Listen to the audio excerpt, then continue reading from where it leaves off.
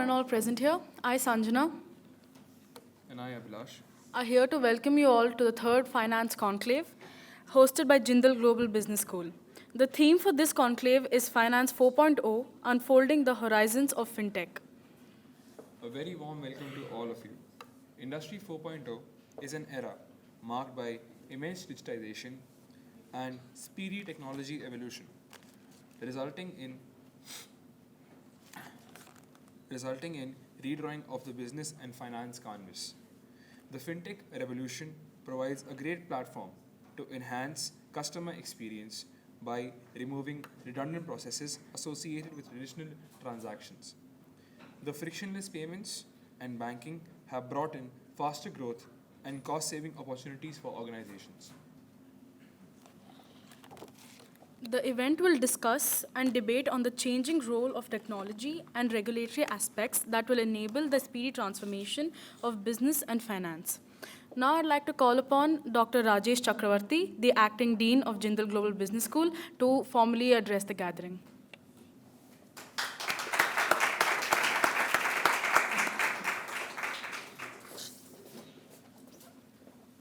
Thank you. Good morning, everyone, and welcome to the third Finance Conclave. Delighted to see this happening on campus. Great job of the student team at JSBF and of course OCS, who's played a great role in making this happen. As the organizers pointed out, that in the Industry 4.0 and artificial intelligence and everything else that come with it is transforming virtually every aspect of business, in fact, every aspect of life itself. And finance is no exception to that. So people like us who have studied finance about 10 years back find ourselves helplessly outdated with what is happening around the world today, and how my friends in consulting companies and several other and banks and NBFCs talk about finance today, and we struggle to frankly connect with the newfangled notions of blockchain and other things which seem to be revolutionizing the manner in which Ashimda, you're right here on the stage. Yeah. So I think this conclave and the subject of the conclave selected could not have been any more timely. In business schools around the country, as well as in the areas, as well as institutions of practice, the corporate sector, consulting areas, and think tanks, I think everyone is struggling to understand and to anticipate the manner in which artificial intelligence, just using a very broad term. To be honest with you, I've looked at a few of these things, and the boundaries of these terms, from artificial intelligence to blockchain to everything else, those which sound very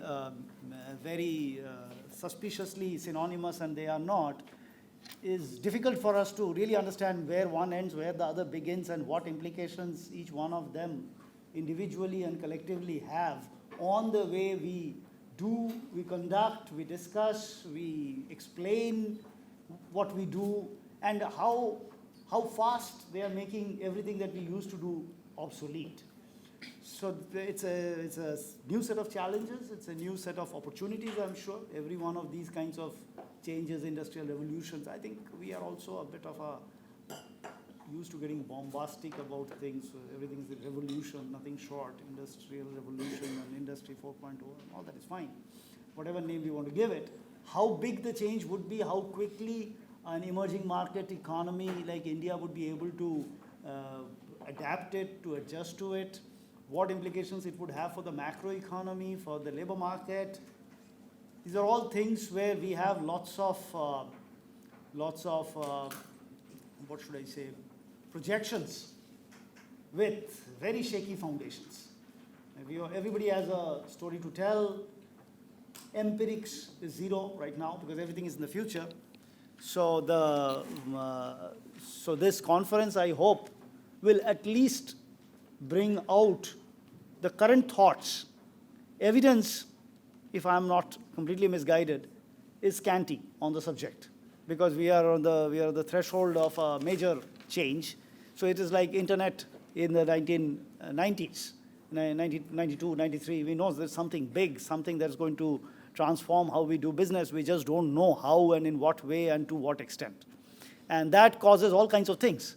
In financial markets, it frequently causes a huge bubble where expectations go wild, and they think tomorrow is going to be extremely, completely different. So I remember about a decade and a half back, when I think most of you guys were probably just going to school or were figuring out how to walk on your own feet.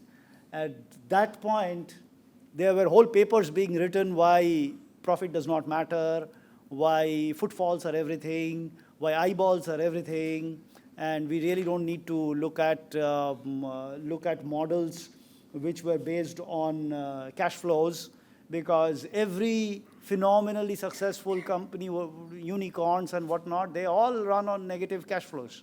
Right? And for how long they can run on negative cash flows, at what point can they change that and become an Amazon, was unclear at that point. And then the big thing at that point was that, well, the basic rules of the game have changed. Now it's winner takes all. You're going to have only one Amazon in the world. And that has not been the way we have thought of business before the internet came along. And I think we are still figuring out how the internet has changed the business, or how much more it can change businesses, particularly in a country that is not, let's say, at the forefront of connectivity issues. But we are getting there. Our urban markets are completely connected. Our business world is doing fine with online activities.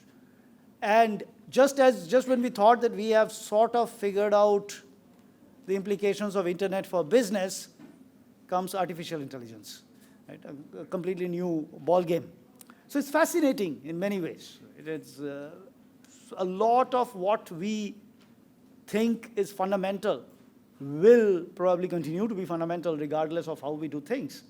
But the nature of transactions, the nature of relationships, the nature of thinking itself, and who does that thinking, is poised for a huge change, if not an entire revolution.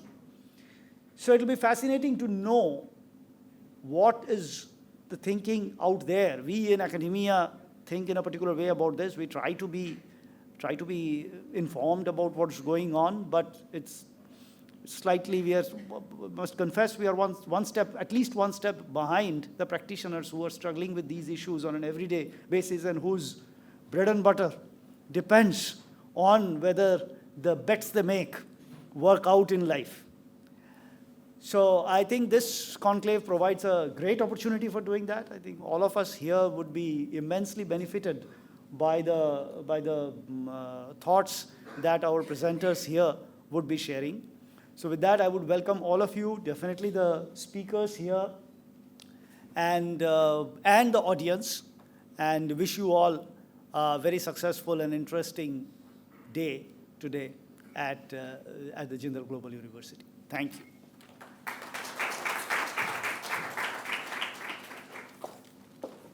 Next, we have with us Mr. Siddharth Balakrishnan, Director, SC Group, an alumnus of Indian Institute of Management, Calcutta.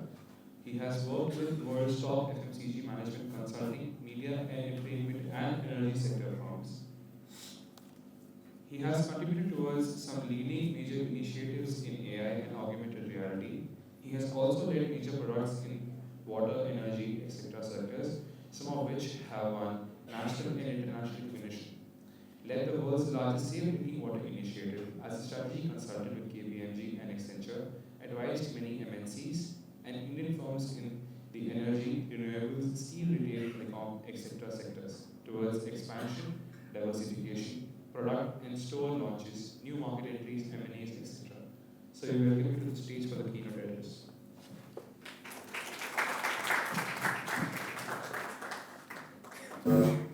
Okay, first of all, it's great to be here. I'd like to thank the Dean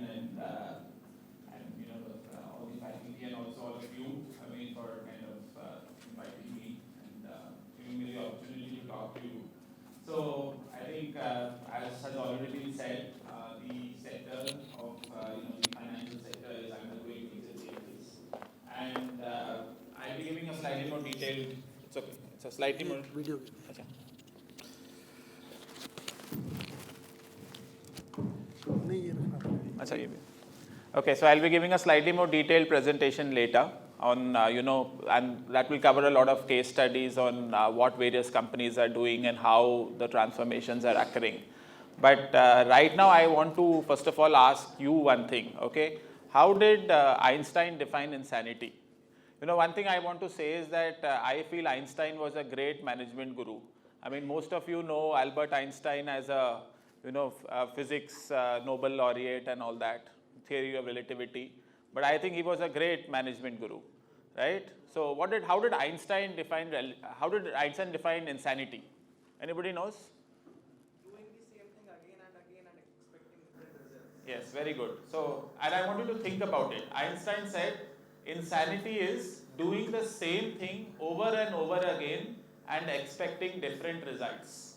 Right? Think of this very carefully. He said you are mad. You are absolutely foolish if you think you can do the same thing over and over again and get a different result. If you do the same thing over and over again, you are going to get the same result. You cannot get a different result by doing the same thing again and again, right? So if we want different results, we have to do things differently. We have to change the game, right? Technology is a game changer. By using technology, you can actually get different results, okay? Then you can increase productivity, you can, let's say, reduce cost, you can increase revenue, whatever it is. But technology is one way in which you can do things in a different way, and that is what is really going to give you different results. Okay, so keep that in mind. Einstein also said one more very interesting thing. Remember, as I said, he's a great management guru. He said, you cannot solve problems with the same thinking which has created them, right? He said, if you have a problem, don't forget that it is your way of doing things, your style, the way you have approached this problem that has created the problem in the first place. It is you who has created the problem. It's your approach, your style, your thinking, right? So if you want a solution to the problem, you have to change the way in which you think, right? So again, that is where technology comes in, the usage of technology, right? If you are kind of using technology in a different way or using technology as an enabler, that is where a solution can be found. So for example, if you look at an insurance issue, right? I mean, if there is you want to reach more people, right? I mean, today, for example, insurance penetration in India is whatever, not even 5%, I think, or even lower, 1%, some people say, right? So if I want to reach more people, then how can I kind of do it, right? I mean, can I use technology, right, for that?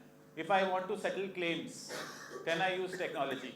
So I will talk to you about a case study where an Indian firm who normally took 7 days to settle insurance claims is today doing it in 20 minutes. From 7 days, because of technology, they have reduced their claim settlement to just 20 minutes, right? So I will talk to you a little bit about that, right? So this is how, technology can kind of completely change the game, right? Do you know, for example, that today most of the trades, you all must be knowing about the stock market. You have attended a lot of classes, I'm sure, about stock markets, right? Today, almost 50% of all the trades on the stock market are done through what? Technology is not, it's too broad a term. What are they, how do the trades occur? Algorithmic trading, right? There is no human intervention, right? It is AI. It is a machine which decides which stock to buy and sell. It is not people like you and me. The machine decides which stock to buy and sell. It analyzes lots of data. It is making the decisions for you, right? The trade is machine driven, 50% of all trades today, and that's going to keep increasing.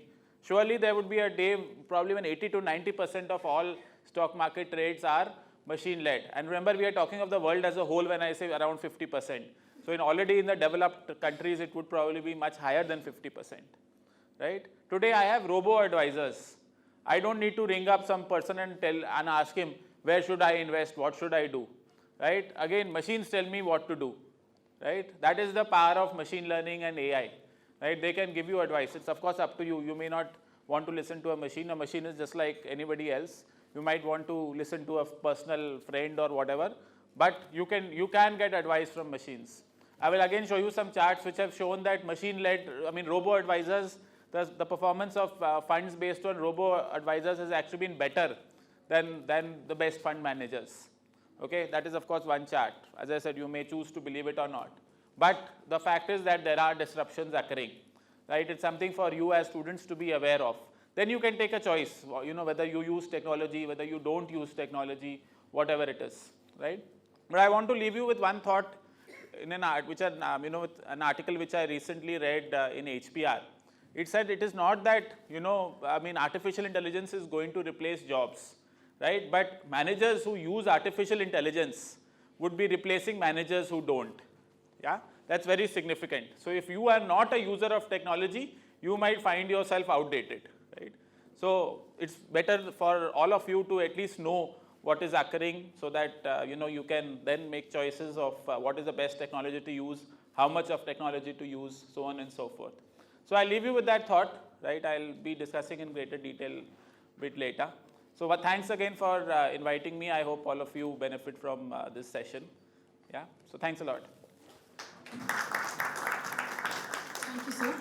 Now I'd like to call upon Dr. Haseem Talukdar, the Director of Office of Career Services, the Associate Professor of Management Practices in OP Jindal Global University, to present the vote of thanks.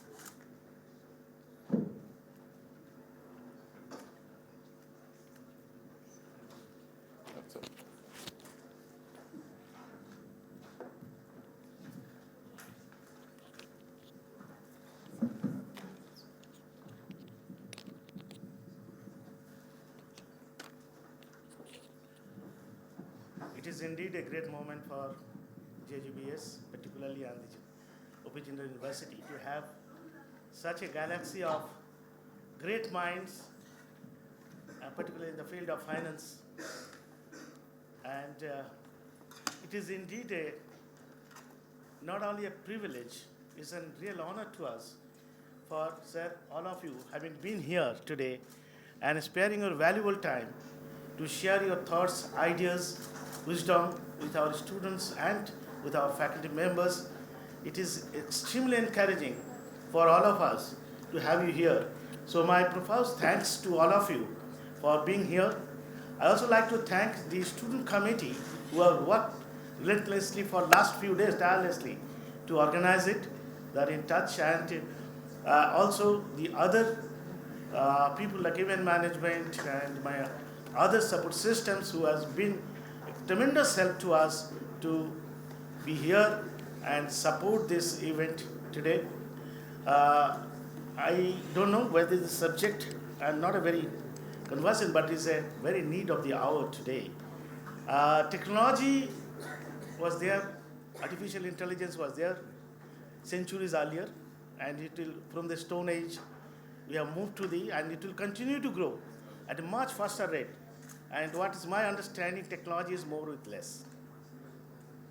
So more with less drives the economy of the world. And as Mr. Gavalakrishnan has rightly said, it will not replace the job, but it will replace those managers who are not using AI, and those by the managers who are using AI. It is only a shift of skills that will happen, and that will drive the economy much faster than earlier.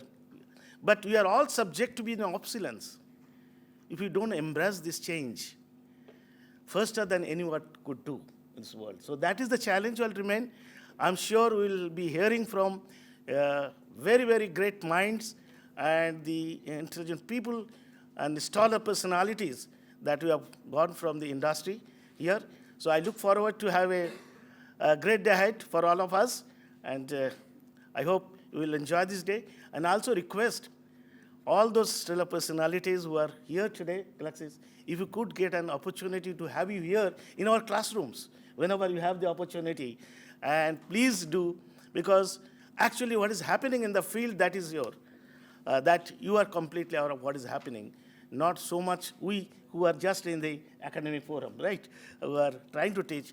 Actually, you have to bring the world of practice to the classroom. And you can only help us in doing so. Thank you so much for being here, sir.